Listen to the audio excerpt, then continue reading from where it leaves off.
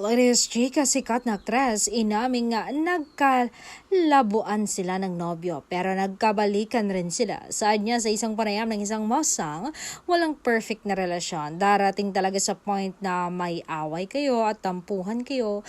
Part naman talaga iyon ng love. Minsan umabot na talaga kami sa paghihiwalay. Siguro mga 1 year na walang nakakaalam hanggang sa nanligaw siya ulit at naging kami ulit. Mabilis lang mabigay ang second chance sa kanya kung hindi naman cheating or third party ang issue.